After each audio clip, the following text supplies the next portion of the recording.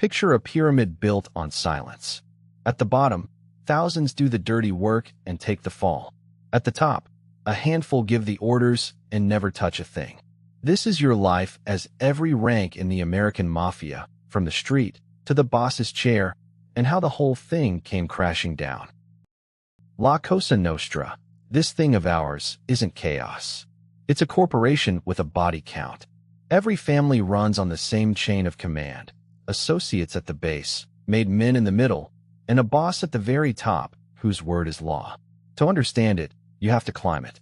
So let's start where everyone starts. The bottom. You begin as an associate. You're not a member, not yet. You don't have to be of Italian descent to be here, and that's the point.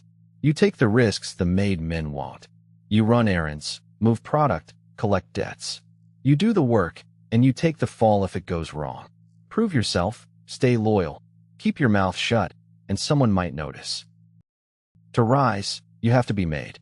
The requirements are strict. A man of Italian descent, sponsored by an existing member who has earned it in the family's eyes. In the ceremony, you swear the oath of Omerta, the code of silence. From this moment, betraying the family is punishable by death. Cross that line, and you are no longer just an associate. You're now a soldier, a made man. It's the lowest rank inside the family, but it changes everything. You can't be touched without approval from above. You belong. You answer to a captain, you kick money upward, and you carry out orders. The power is real, but so is the leash.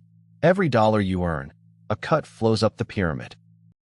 Rise, and you become a Caporegime, a captain, a capo. Now you command a crew of your own soldiers. You're a middle manager of crime. You run rackets, settle disputes, and deliver tribute to the boss. The more your crew earns, the more you matter. But you're also a buffer, close enough to profit, far enough to take the blame. Off to the side sits the Consigliere, the counselor. He commands no crew, but he may be the most trusted man in the family. His job is to advise the boss without ambition, to settle disputes fairly, and to keep the peace. In theory, he speaks for reason. In practice, he holds the boss's ear, and that is its own kind of power. Just below the summit is the Underboss, the Sottocapo. He's second in command, the boss's right hand, often running day-to-day operations. If the boss dies or goes to prison, the Underboss steps up. It's the closest seat to absolute power, which makes it the most dangerous. You know too much, and everyone below you wants your spot. At the top sits the boss, the Don. Within the family, his word is law. He takes a cut of everything, decides who rises and who falls, and answers to no one inside his own house. But look closer.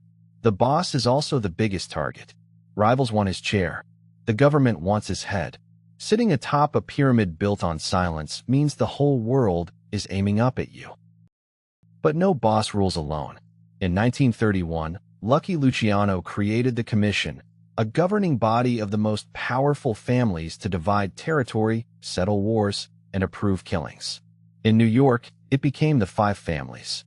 For decades, the Commission kept the peace and kept the Mafia invisible. That invisibility was the whole game.